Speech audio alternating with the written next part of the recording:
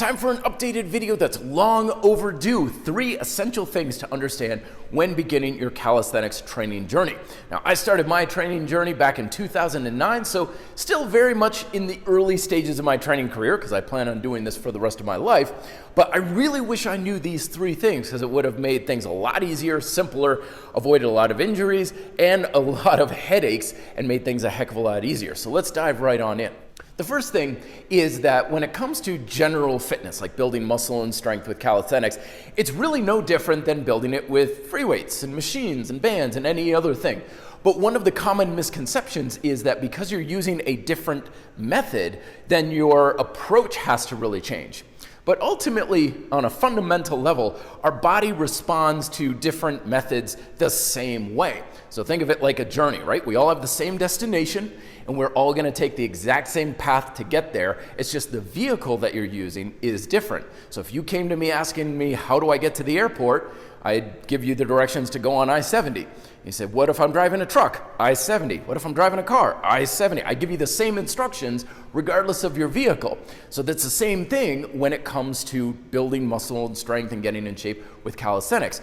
The reps, the sets, any sort of programming design is going to be the same for both methods. You should be able to take anything like 5-3-1 or 5x5 with weights and just transfer it right over to bodyweight training just exactly the same way, because you're ultimately doing the same thing. You're still weightlifting, it's just you're using a different weight. With that said, the second thing to understand is that because we're using a different vehicle, the operation of the vehicle is different. With weightlifting, your technique stays the same, but you adjust the weight that you're lifting. With calisthenics, especially progressive calisthenics, your weight of your body roughly stays the same, but you adjust your technique. So we need to be very well versed in how can you adjust your technique to adjust the resistance of the exercise, so that way you can apply those methods for building muscle and strength along the same path to get to the same destination. Resources I recommend, of course, Combat Conditioning is a classic standard. My own books, Grind Style Calisthenics, Smart Bodyweight Training, these are good ways to go about it. And always remember too, there's no like one best or definitive way to progress in calisthenics. There's a million different ways you can progress push-ups and pull-ups and squats and stuff. So don't feel like you have to find that one system.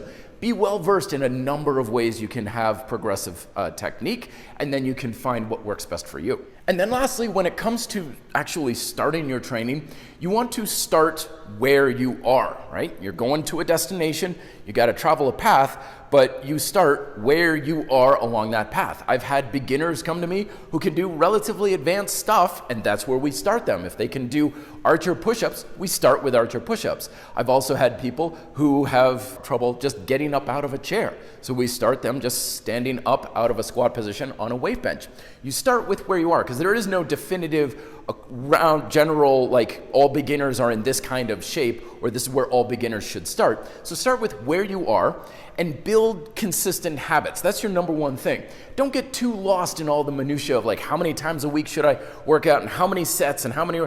That's really not that important. One of the great things about being a beginner is that no matter what you do, you're walking forward. You're taking a step towards your goal, and it's almost impossible to mess this stuff up. And also, keep in mind that it's not about your routine. It's not about your sets and your reps. It's not about, your supersets and what order of exercises. It's basically saying, what can you do? Build a consistent habit, and your results come from the progression of those habits. I don't care where you are along that path, but start moving forward, and it's the forward movement of that progressive nature. That's where the results come from.